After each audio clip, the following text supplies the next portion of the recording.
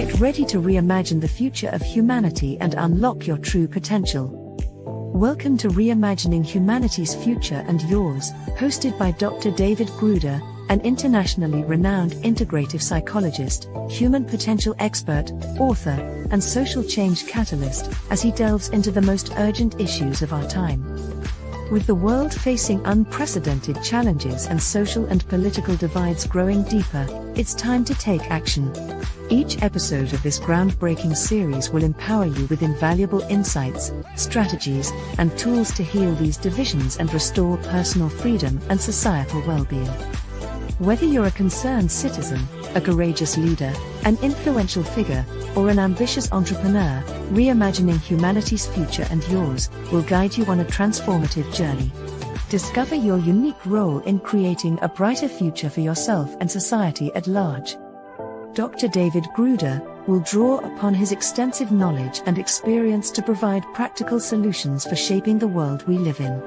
With his passionate exploration of social change, he will help you navigate through the complexities of our time and inspire you to make a meaningful impact. So, prepare yourself for an eye-opening experience as we delve deep into the heart of the matter. Reimagining Humanity's Future and Yours will challenge your perspectives, ignite your imagination, and equip you with the tools you need to reimagine and redefine the world around you. The time to transform our future is now.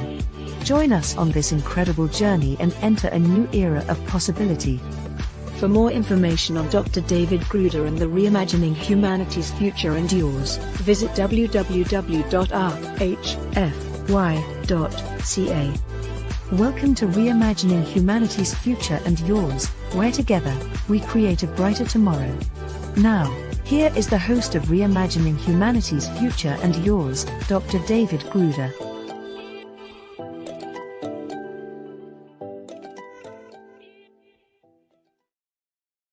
Well, welcome back to the Reimagining Humanity's Future and Yours show on Relmar's CanCom Broadcast Network, proudly broadcasting from Canada to the world.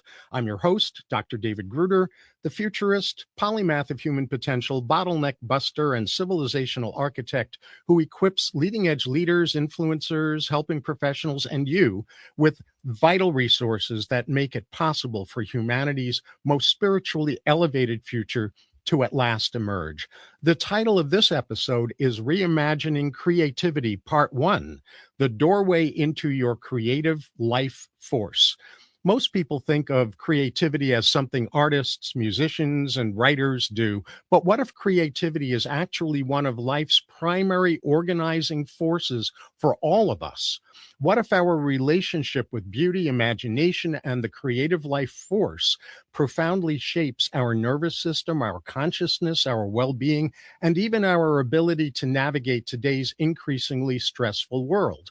Well, in this episode and the next, we'll reveal why partnering intentionally with your creative self is an essential life practice.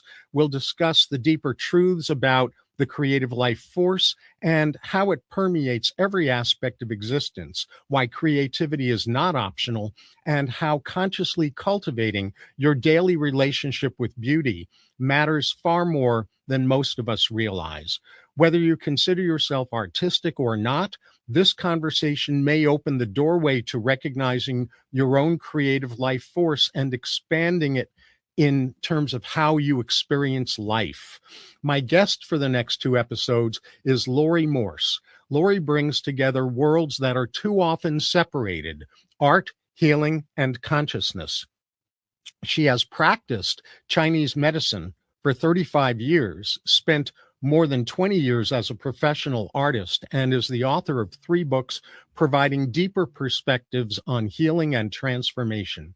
Throughout her work, she has developed a profound understanding of the relationship between intuition, intention, creativity, energy, the nervous system, and our capacity to live from greater balance and wholeness. Her paintings are far more than visual experiences. Through botanical symbolism, layered texture, intuitive mark making, and what she calls visual alchemy, Laurie creates artwork that invites calm, deepens reflection, and reconnects us with the creative life force itself. Laurie also happens to be my wife, making this an especially meaningful conversation for you to eavesdrop on. And poetically, this is also the a show milestone. This is episode 60. So I'm delighted to welcome you back to Reimagining Humanity's Future and Yours, honey. Thank you. It's wonderful to be here. And in this first segment, Laurie and I will explore a question that almost everyone faces, whether they consider themselves creative or not. Why do so many of us feel disconnected from inspiration, beauty, and aliveness in our daily lives? And we'll examine the subtle symptoms of that disconnect and why reclaiming a relationship with creativity may be far more important than many realize. But before we delve into that, Laurie, please let us know a little bit about how your passion about creativity and connecting with the creative life force first emerged. Yeah. Well, so the creative life force is the same thing as the term qi, which is, what the Chinese medicine model calls life force, right? And you might have heard that word qi, but the way I like to think of life force is that it's like the wind. I mean, it's blowing the trees and the branches sway, but we don't see the wind, but we can't say it doesn't exist. And that same thing is happening in our body. It's pumping our blood and digesting our food right now as we speak. And what I've come to learn is that the entire impulse of the universe is creative in nature. And we are here in a human body on this planet Earth in order to co-create with life, with the universe. And that's a very, personal and universal thing. And nobody teaches us how to do that. In fact, we're kind of like programmed to the opposite, right? Like you're not creative, you're only born creative, choice few are born with talent. And that's actually not true, because I had not a creative bone in my body. I was one of those people who said, I couldn't draw a stick figure, but something in me, and it happened during menopause. It was an impulse that I could not ignore. I tried to. And all I know is that I was sitting at a table with a sketchbook and a few colors around me. And that when I did that, there was a stillness that kind of settled in. And that is literally was a healing force inside of my system as things were going haywire, as women know during menopause. And I couldn't ignore it. And I started realizing that, Chinese medicine being a healing art, and making art or visual, even just viewing art, there was a marriage there. And so I took the last 25 years to pursue what that actually means. And it's a big deal. And you said something that was a mic drop moment, so I'm just going to repeat it for our audience. Or paraphrase it. The entire impulse of the universe is creative, and we're meant to co-create with it. Exactly. And, there was something in the opening that said it's urgent, that we're at an urgent time. And I feel that we are at an urgent time to develop a relationship with our own creative life force, because it exists in every particle and wave of the universe. And so we're made up of those particles, right? But we have to learn how to do that. We can't slam the door in our own face and say, oh, I'm not creative. This isn't about, lots of people who are listening to this aren't necessarily going to run out and be artists. It's just about acknowledging the fact that you're a maker, that you're in a co-creative relationship with life, and cultivating and developing that relationship is really the point. If you become an artist, great. That's your soul's, growth. But our soul is starving and undernourished because it doesn't get enough acknowledgement for creativity or making or even just viewing beauty. You know how you feel when you walk out in nature being our greatest artist, right? With the most glorious colors. And when you're in nature and you're paying attention, if you're present, it does something to your system. Even the Japanese know that forest bathing is a thing. You walk in the forest and there's healing that happens, right? So yeah, so that's, and also beauty is the motivational force of the universe. Love is apparently love, I've heard this, love is the expression and beauty is love is the essence and beauty is her expression. Why would we not want to get engaged in that? It's the point. Yeah. Yeah. Beautifully said, of course. And I want to devote the rest of this segment of the episode to us talking a little bit about why so many of us feel disconnected from inspiration, beauty, and aliveness in our daily lives, and what the subtle symptoms are of that disconnection. So let's just map out the symptoms first. What are the symptoms of disconnection? So people use words like dysregulated nervous system, disconnection, dis-ease, right? Like anything that is out of balance in our body could be put in this category. And that could be at any level, at our physical level, mental level, emotional or spiritual. Integrity in a life is those bodies, mental, emotional, spiritual, and physical, being in harmony, or coherence is a word that's used a lot. And coherence is literally being so aligned that we feel whole. Well, not very many people feel that way. Most people are, anxious or depressed, or, living in a state of fear, waking up into fear if they sleep at all. It's a very divisive and chaotic time right now. But that's an organizational principle for what is coming after, but we have to participate. And us participating means that we have to stop believing the myth that we aren't a partner with life in a creative way. Does that answer the question? Yeah. Right. So let me underscore all of that. We've got dysregulated nervous systems. We have dis-ease on all levels: mind, body, spirit, energy, connectedness to nature, all kinds of dysregulation. We've got basically integrity deficits in the sense of the relative absence of coherence, alignment, and harmony.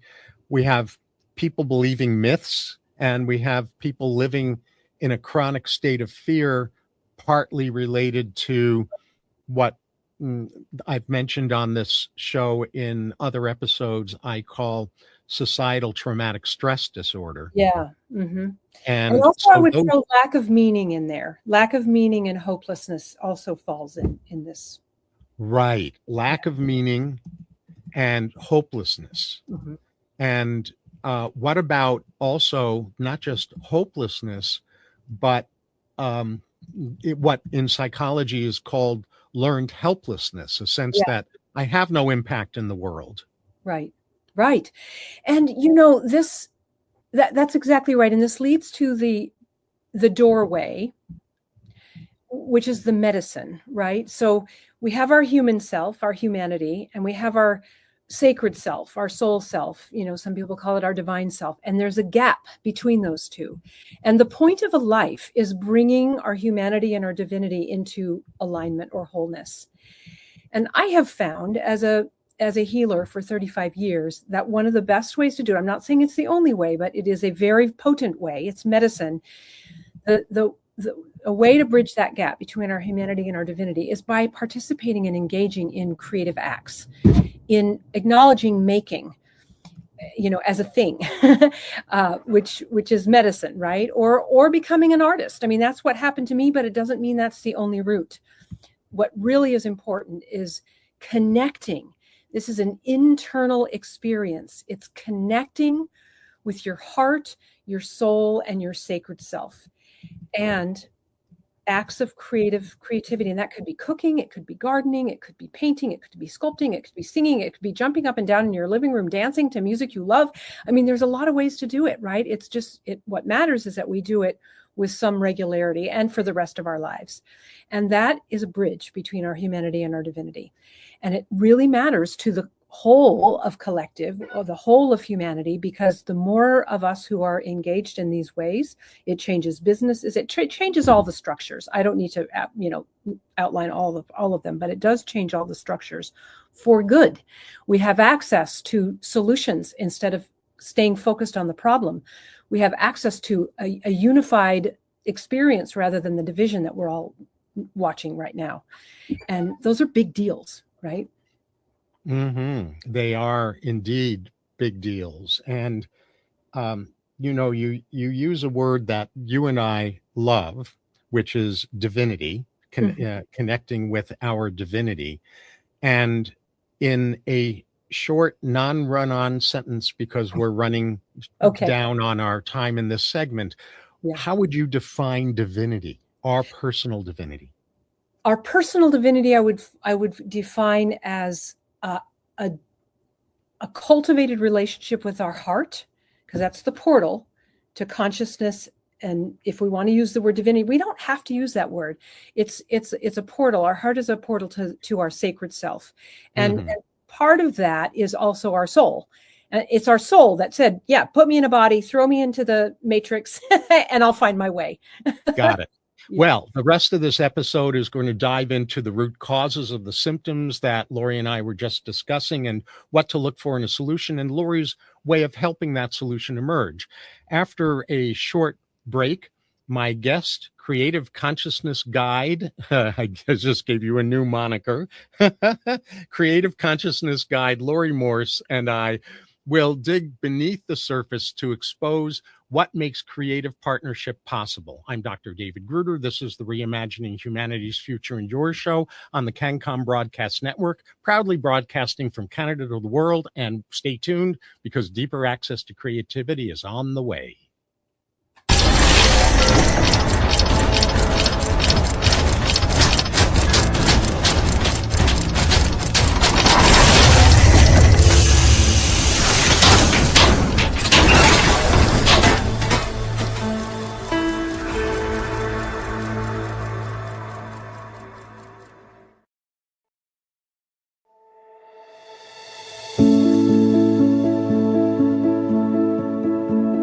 Are you looking for handcrafted quality that will stand the test of time?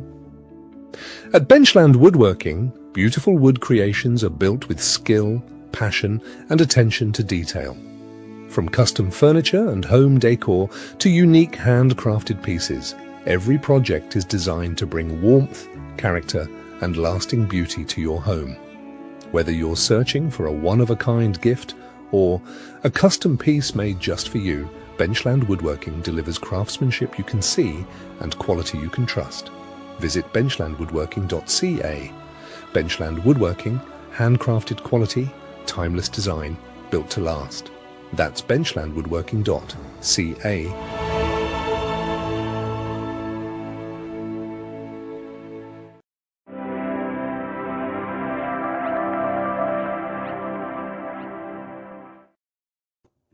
Welcome back. Before the break, my guest, creative life force philosopher and facilitator, Laurie Morse, and I discussed why so many people feel creatively disconnected without realizing what's missing.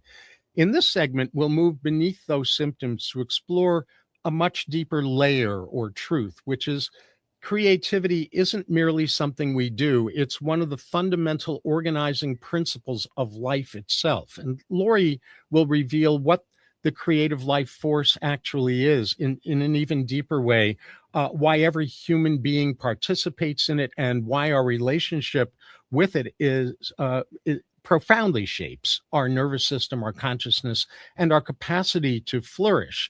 What I wonder about, though, Laurie, is what are the root causes of the symptoms that we described in the first segment? Like, why are we so disconnected beyond the surface level of societal stress and nervous system dysregulation? I mean, what causes all of that in the first place?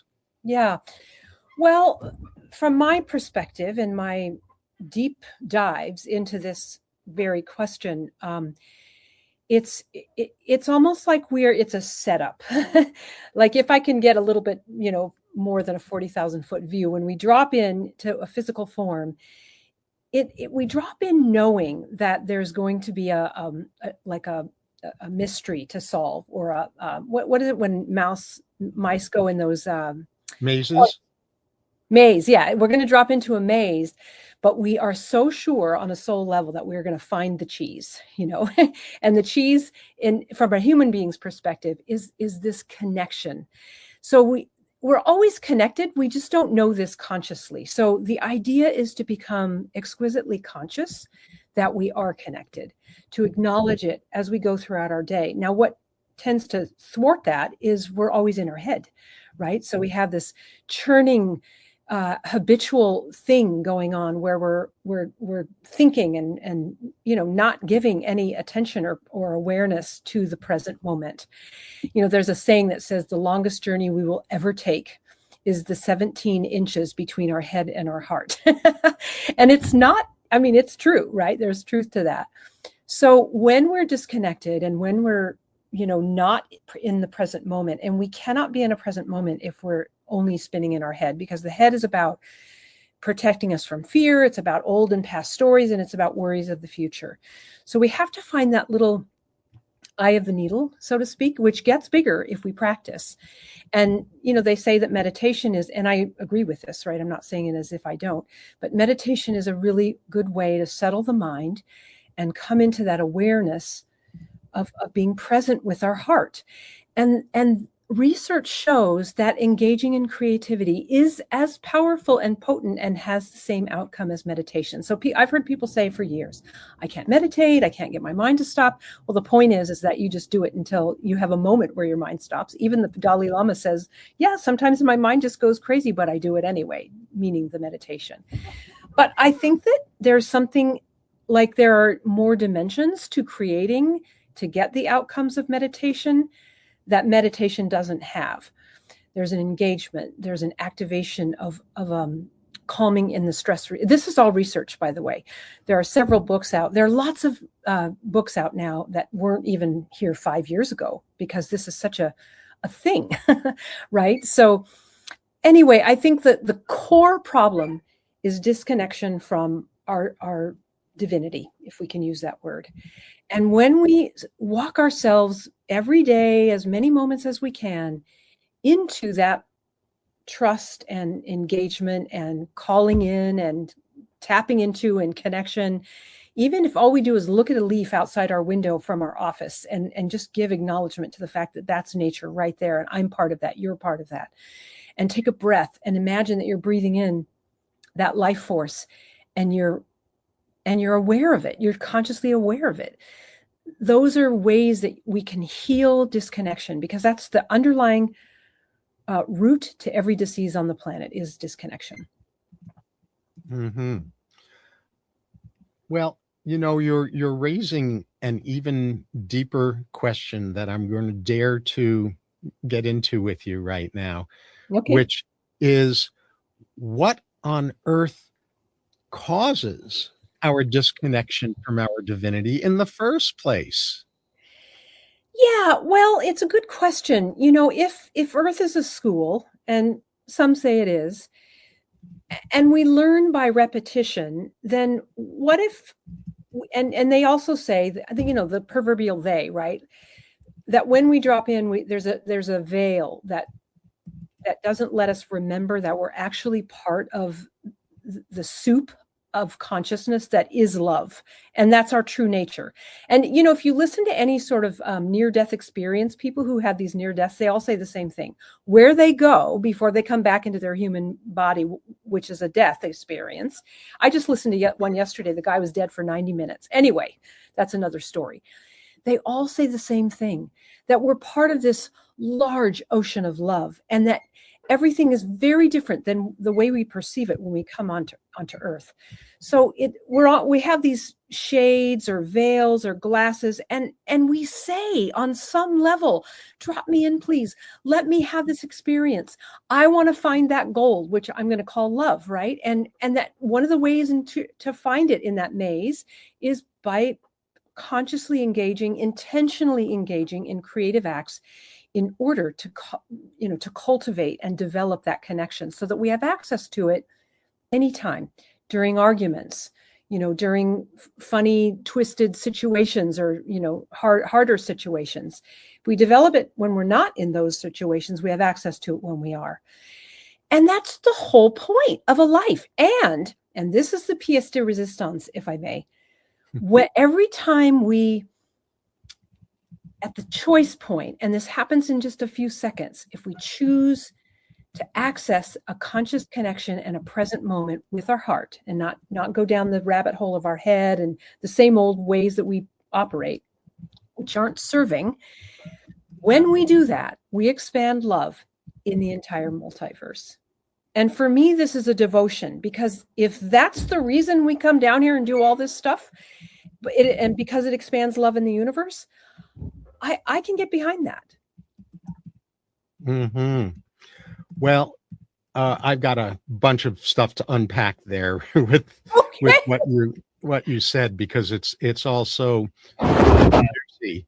And so one of the things that you said was that engaging with creativity has similar or maybe even the same benefits as meditation. It's research that it has the same benefits. Yeah. Yeah. And that deserves to be underlined, that's not your theory. That's really been researched and verified. Right. Exactly. And that we're always, in any given moment, we're at a choice point around whether we're going to be choosing to access connection, and to access connection through our heart. And that leads to a kind of another dimension of root cause that I want to underscore, that you touched on, which is basically making our head more important than our heart. It's the tail is wagging the dog. Our head is a very valuable tool or instrument. Yes. As long as our head is in service to and harmonized with and functioning from our heart. Yes. And at a root cause level, what most people are taught to do in physical form is to make their head more important than their heart, so that the head is running the show rather than being an instrument of source, of divinity, of heart. Right. And Albert Einstein said this too, exactly that way, that our head should be in service of our heart. And here's the interesting thing. When we put our heart in the driver's seat and our head in the co-pilot seat, which is the way it should be, our heart includes our head. It's an inclusive setup. But when we allow our head to be in the driver's seat, it excludes our heart. It doesn't want to have anything to do with anything other than our head being the boss, being the main deal. And it cuts off so much wisdom and so much intelligence and so much possibility and so much capacity, that it's like living, a small little sliver of a life when we could be living a broader and more expanded life. And that's what everybody wants. It's why people drink. It's why people do drugs. It's why people, do all the things we do. We're searching for that connection. We're searching for that, that right placement in the seats. And there is a way to actually direct ourselves in order for that to put our head, in the co-pilot seat, and then let all things be sort of ordered accordingly, and it will get ordered accordingly. That's the design of being on this planet. But we have to be the director of that, and we have to choose it. And that has to be conscious and intentional.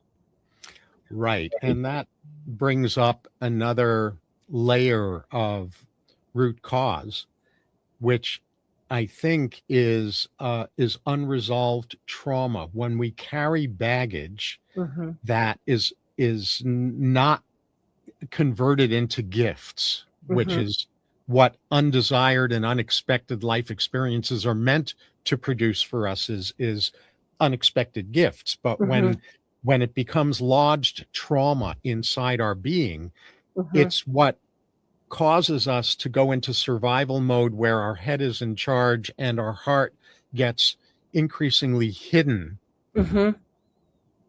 Exactly. And, this is where the NIH has done tons of research, and not just National Institutes of Health in the United States. In the United States. And this is happening in all countries as well. And it's around PTSD. And we all have our versions of PTSD or trauma. It's not just related to war. Post-traumatic stress disorder, PTSD. Yeah, sorry. I'm using that's okay. Yeah. Using a creative experience to be with that place in ourselves that is holding the trauma in order for it to have a voice, in order for it to be seen, and in order for it to be reorganized, is in part what creativity does. And I felt that, for several years during this menopause thing. I don't mean to be continuing to reference this, but it's just where I could feel and see how potent this medicine, creativity as medicine is, because it would start changing things inside of me. I learned how to overcome feeling not good enough and unworthy. And we all have that. This is what the head does to us, right? We're not good enough. You don't have a creative bone in your body. You're unworthy. You have to rush through life in order to be anything good enough. There's so many ways. And I just directed myself to be in the moment with creativity so that I could actually access what was really true, because our head would let us believe all of the trauma truths, right? And the beliefs and the stories that we create up around them. But there's a deeper truth that our heart holds, and we have to find our way into that truth in order to access our wholeness. And awesome. Well, after the upcoming short break, we'll get to the heart of the matter, which is how to live in fuller and more consistent partnership with a creative life force. And one thing I'll quickly add is creative life force reconnection is a crucial ingredient in transforming trauma into gifts. And transforming the world. Yes. And I'm Dr. David Gruder. This is the Reimagining Humanity's Future and your show on the CanCom Broadcast Network. Stay right here because we are about to get into the heart of the matter.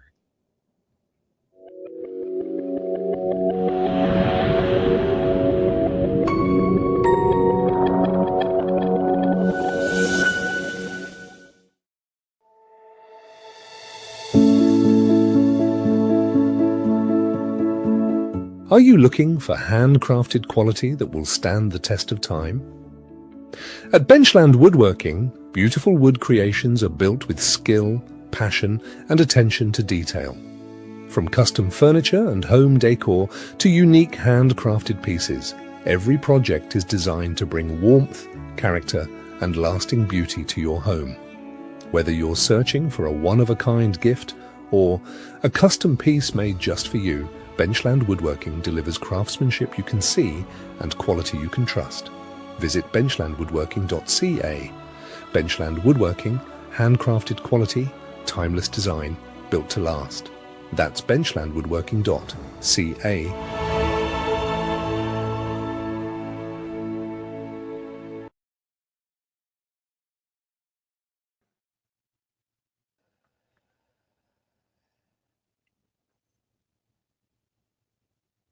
And we're back. Before the break, beauty-oriented nervous system educator and catalyst Laurie Morse and I touched on what blocks creative partnership with our divine self. And as I mentioned in this segment, we're going to delve into daily practices that can cultivate our relationship with the creative life force. So, Laurie, what does a daily creative practice that turns beauty into a discipline look like? In other words, how do we become better at turning ordinary moments into creative ones? Yeah. Well, the very first stop on this journey is the practice of being present. And it's why mindfulness is so important, and you can go learn mindfulness in any number of ways. But just the act of being present enough to notice a color or a sensation or nature that surrounds us all the time, getting out of a building. If you find that you're stuck in a building all day long, 5 days a week, then maybe your first act is to step out during a break or at lunch and just sit with a tree. I know that sounds a little bit simple, but it's important to give yourself permission to access simplicity, because the mind will always make things complicated. If you're letting yourself have simple moments, then you can trust more that you're entering more into your heart. If it starts getting complicated, it's your mind taking over. And I will tell you, your mind will want to take the reins and yank them out of your directive heart space as often as it can. Don't fight it. Just keep coming back to the present moment and whatever simplicity you have. If you are Before you one who keep going, before you say, oh keep yeah, going, go ahead. Yeah.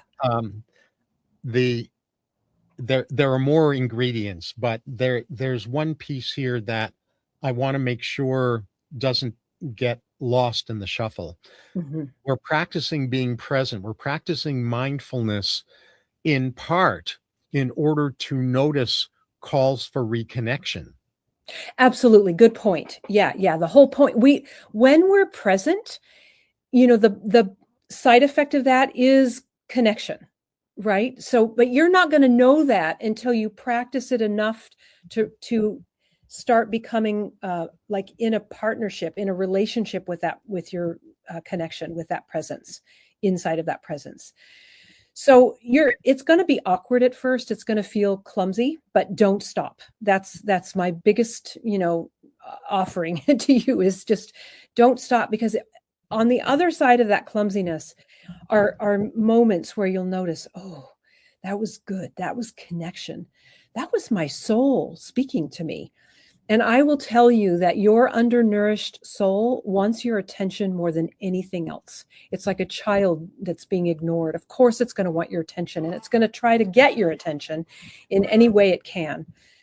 So I don't know if this is, a reasonable thing to say, but just set down your sword of suffering and disconnection and be willing to receive the connection that you always have, but are too busy in your head to notice.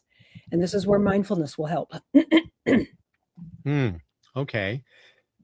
So I think I got to backtrack here, because in terms of what to do, it basically starts with what you've said between the lines, and I'm going to make it explicit. Make higher connection a top intention and priority. Then from there, practice being present, practice mindfulness, so that you can notice when you do feel connected and how that feels and what that leads to for you. And so you can notice calls for reconnection with your divinity and your creative life force, so that you can then recognize when you're feeling disconnected that that's a moment to reaccess simplicity, to set down your sword of disconnection. Exactly. And to do it without judging yourself or criticizing yourself, because it will happen all day long that you disconnect, and then you just gently bring yourself back. And so if you can let gentleness be like your guiding principle, I think that will be really helpful, because once you start cultivating your relationship with your life force, then you can ask, and this is an inquiry that we ask of our heart, show me how we want to be creative. Do we want to make? Do we want to get really engaged in gardening? Do we, you don't have to know any of those answers in the beginning. You want to establish your connection and show yourself that you can trust yourself to return to it gently. And then you can ask and be in the inquiry. It's an ongoing inquiry that you'll hold. And it will be, what are my ways? What is my heart and soul wanting? How does it want to create in this life? And here is where grace will enter, because an honest, humble inquiry will activate grace in you. And that's part of the bridge between your humanity and your divinity. It's built of grace, and it's built of your creative expression. And you cultivate, if you cultivate that over a life, it will get stronger and stronger and stronger, and you will be the person that you came here to become.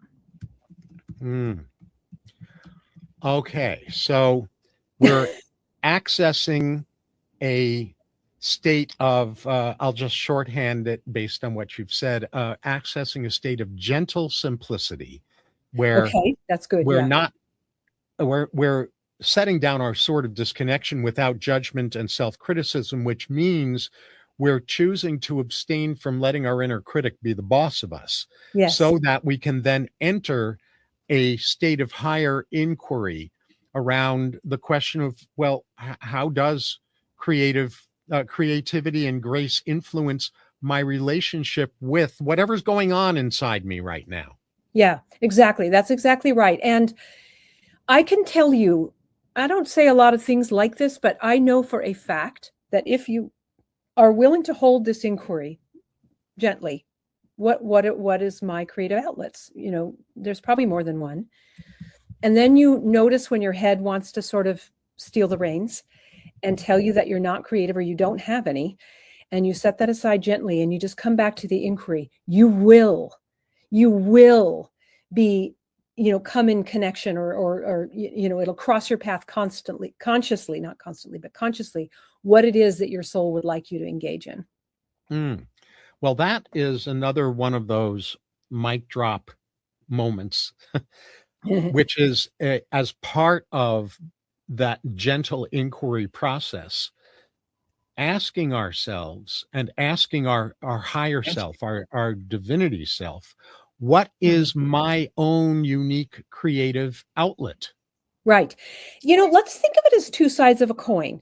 On one side, you're viewing beauty, you're acknowledging beauty, you're giving your awareness to color and nature and anything else that you perceive as beautiful, because we all know beauty is in the eye of the beholder, right? So you want to seek out what is beautiful to you. Researchers show that something remarkable happens in our brain when we encounter beauty. And the key is we're encountering beauty all the time. We just aren't giving it any attention or awareness or conscious acknowledgement, right? So that's one side of the coin. Then the other side of the coin is what David just said about the inquiry. And you may not be ready for this yet, but know that it's the other side of the coin. Is that what are your ways of creating? What is it your system wants to engage in order to activate a very clear relationship with your creative life force, because it's in every single one of us. What makes a human being a little bit different is our consciousness and our capacity to co-create with life consciously. And we're here for that. And ignoring it becomes the peril of the whole collective, right? And when we access it and be willing to play with it, not for the outcome, not for what's going to hang on some gallery wall. It's not about that. It's about for who you become and who you recognize yourself to be and how you heal in the engaging of it. This is what's important. Okay, so another couple of layers here. First of all, when we encounter beauty, something amazing happens inside our brain. And before I keep unpacking the rest of what you just said, what is that something that happens? Yeah, what that something is, based in research, is that when we view something beautiful, our brain activates areas that are associated with meaning and pleasure and emotional regulation. So this is how beauty and art and, the things we've already said can regulate our nervous system and our emotions. And people gloss over that like it's nothing, and it's everything, right? So, it's literally the viewing of beauty as a biological experience, and it's an ordering of our brain. And it also helps us, beauty helps us remember what coherence feels like in our body. And coherence is the acknowledgement of our being whole. We have blueprints of wholeness in every one of our cells. We have 70 trillion cells. That's a lot of wholeness. And we blanket it with our beliefs and our poor nutrition and, all of our, the choices we make keeps that wholeness unexpressed. Being in a creative experience or being, viewing beauty reminds us that it exists there and that we can draw it up. We can ask that wholeness to come to our conscious awareness and express through our system. And that's the reason we wanted to be in this human body. Yeah. All right. So I want you to repeat those three things. When we encounter beauty, something amazing happens inside our brain. There were three specific things you said, and I want you to say them again. Of course. So when we view beauty, our brain it goes to the areas in our brain that is associated with pleasure, meaning, and emotional regulation. Yes. Okay. A regulation of our stress, our nervous system. And that's why I wanted you to say it again, because, a lot of people try to use conventional stress management techniques, Yes. which is really about symptom control. Those Yes. conventional techniques are about over and over again trying to control our stress. Yes. That's And that's an emotional stress, just doing that. exactly. And Yeah. what encountering beauty and entering into that liminal space of creative life force enables in us is emotional regulation. It's not stress management. It's a reconfiguration of our nervous system so that we don't have to manage stress because we're not feeling it anymore. Exactly. It's a rewiring of our brain. Now, being in a calm state and coherent state is natural for a human body. It doesn't feel that way to most of us because what feels natural or normal, I should say, is living in a stress response, which most people do. It's the underpinnings of all disease and disharmony and mental, and emotional dysregulation. If we do it enough, if we train ourselves to receive beauty through our eyes and through our senses and purposefully, intentionally, consciously engage with it and be grateful for it and acknowledge it, it will reactivate the brain tract that's already set up in our system and regulate our nervous system for calm. Good. Well, after our upcoming break, we're going to return for this episode's final segment, during which I'll be asking Laurie Morse to reveal her way of helping us do exactly what we've been talking about in this segment, on how to expand and deepen our relationship with creativity and our capacity to recognize the difference between these two states, the disconnected state and the coherence state. I'm Dr. David Gruder. This is the Reimagining Humanity's Future and Your show on the CanCom Broadcast Network, and we're going to return in a moment with some really juicy information about how you can really start to put this into action. Back in a moment.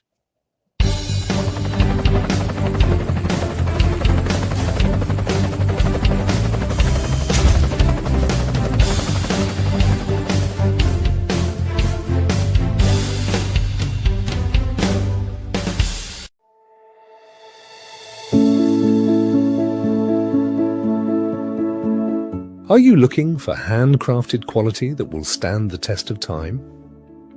At Benchland Woodworking, beautiful wood creations are built with skill, passion, and attention to detail. From custom furniture and home decor to unique handcrafted pieces, every project is designed to bring warmth, character, and lasting beauty to your home. Whether you're searching for a one-of-a-kind gift or a custom piece made just for you, Benchland Woodworking delivers craftsmanship you can see and quality you can trust. Visit benchlandwoodworking.ca. Benchland Woodworking, handcrafted quality, timeless design, built to last. That's benchlandwoodworking.ca.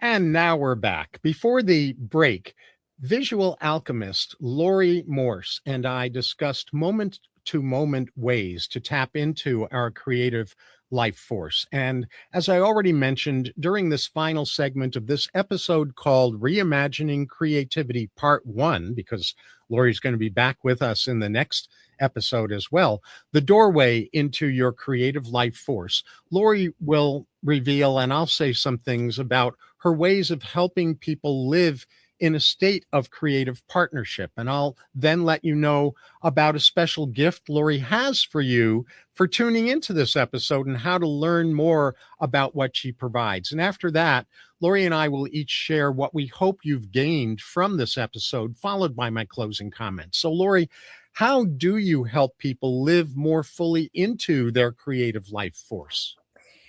Yeah, well, I wanted to add one thing from the Sure. last segment, Yeah. which is make a list.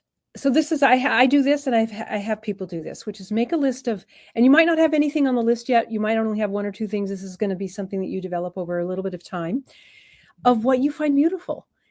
And when you see something that's beautiful, put your hand on your heart, because you're training yourself to open your heart to beauty, and then drop your head in your heart. Like the way I do it is I imagine that my head is in an elevator and it's just dropping into my heart. Now I might have to do that a million times a day, but it's better now. But it's a thing, right? So you just have to keep dropping, put your hand on your heart and acknowledge what you find beautiful around you.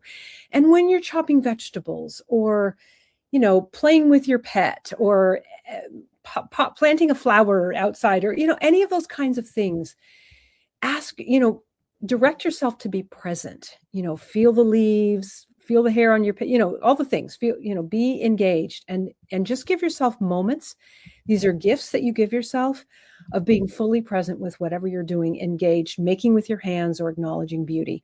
Those are the two sides of the coin, while you hold the inquiry open of what you find beautiful and what you may want to be in creative exchange with. Well, that's beautiful, and I think it's one of many valuable practical things that you are able to offer to people. I'm going to restate what you just said so that it really sinks in for our audience, which Okay. is build a list over time. It's not one of these lists that you sit down once and you've got the whole list in one sitting. Build a list over time of all the things you find beautiful. And whenever you see one of those things, put your hand on your heart to help you drop into your heart and direct yourself to be present to it. Yes. That's a really good practical thing to practice in and among other things. So what else, how else do you help people live more fully into their creative life force?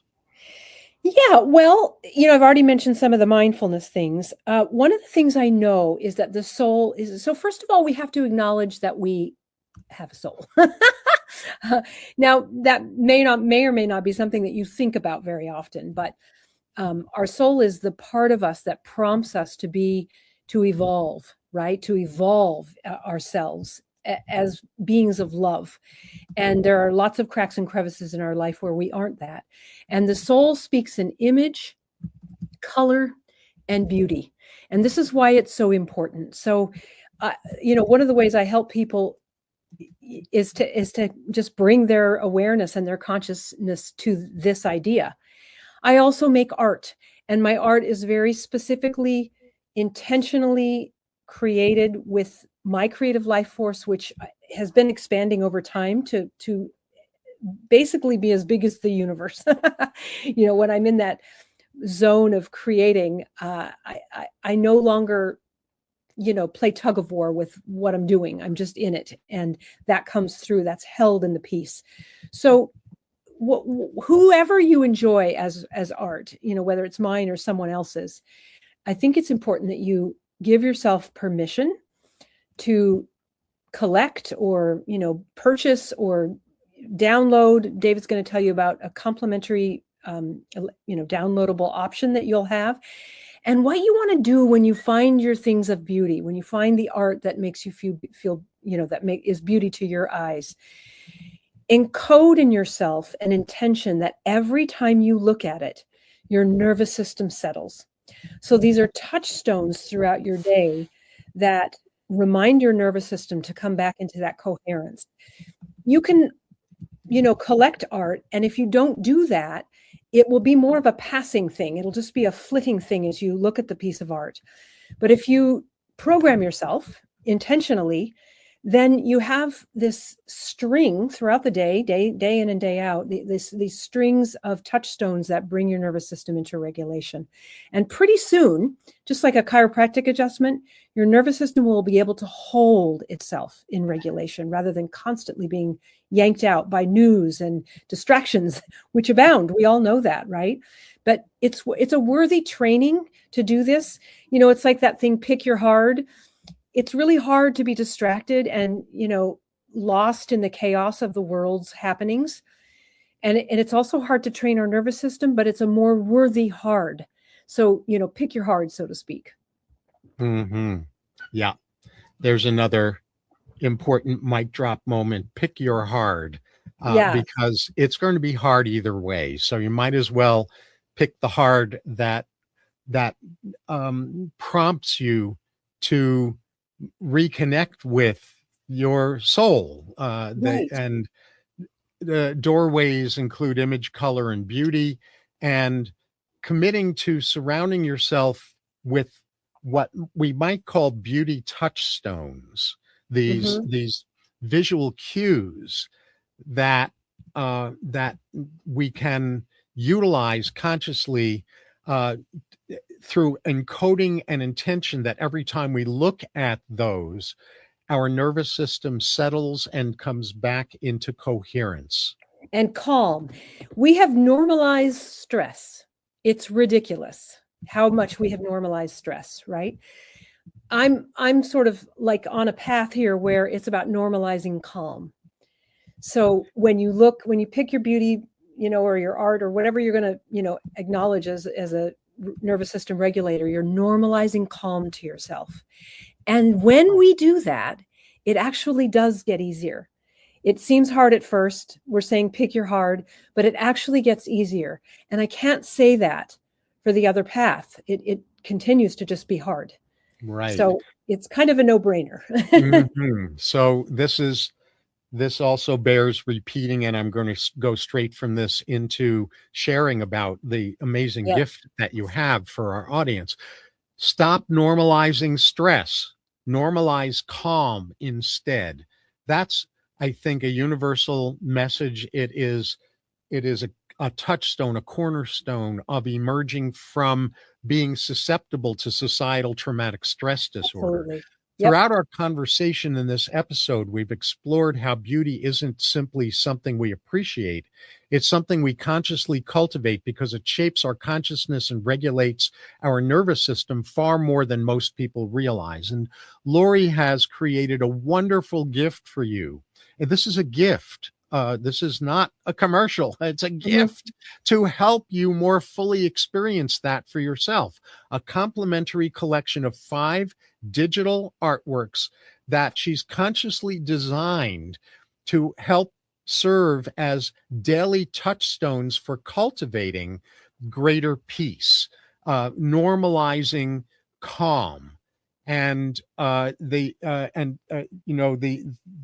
that beauty and that nervous system regulation needs to be stimulated by what we surround ourselves with. So rather than simply admiring them as beautiful works of art, you'll learn how to use them as part of a simple daily practice that trains your awareness toward greater calm, resilience, authentic resilience, not stress management, and Right. wholeness. And you can receive your complimentary collection through this forwarder link, because the actual link is long. It'll be hard for you to remember. So I created a short forwarder link that'll take you there, which is thecess.com. That's THECESS.com. That's the Center for Enlightened Self-Sovereignty.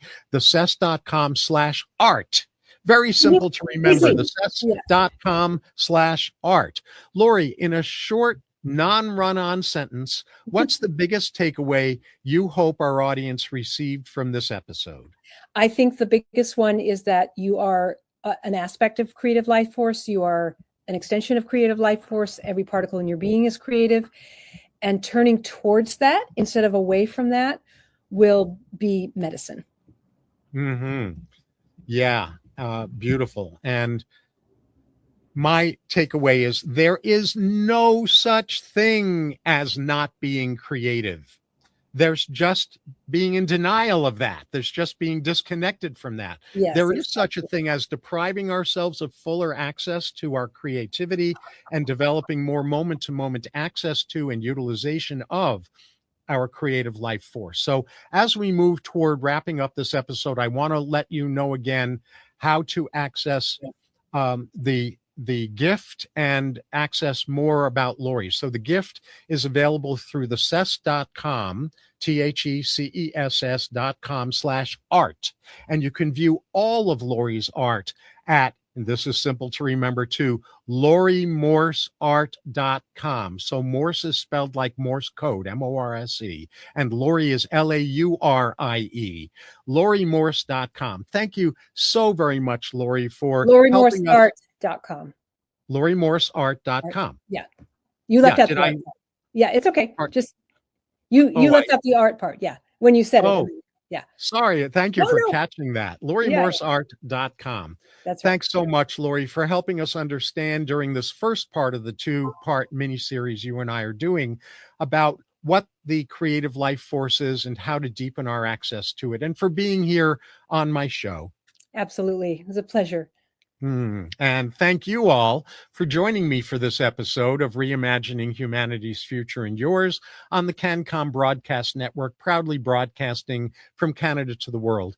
Every civilization ultimately becomes an expression of the consciousness its people repeatedly cultivate. And that's why Reimagining Humanity's Future and Yours explores the inner capacities that shape our collective future as much as the outer challenges we face. So until next time, notice one moment of beauty today and let it become a conscious act of helping shape the future you want to live into. This has been Dr. David Gruder, the futurist, polymath of human potential, bottleneck buster, and civilizational architect who equips leading edge leaders, influencers, and you with frameworks and skills that make it possible for humanity's most spiritually elevated future to at last emerge. I invite you to explore my main website, drgruder.com. That's drgruder.com, where you'll find a link to watch or listen to all of this show's episodes, to my books and keynote offerings, and to the Center for Enlightened Self-Sovereignty. And I'll wrap up by just reminding you, the world needs you. Your nation needs you. Your community needs you. Your loved ones need you. You need you. And tapping into and creating an ongoing relationship with our unique forms of creativity is one of the underestimated and vitally important keys to helping create the future you most want to see emerge for yourself and the future that humanity most needs to emerge into, so that we can put an end to the craziness and the divisiveness and the societal traumatic stress disorder that engulfs us these days. So until next time, keep elevating your capacity to fulfill your highest calling, so together we succeed at building an elevated future for ourselves and for humanity.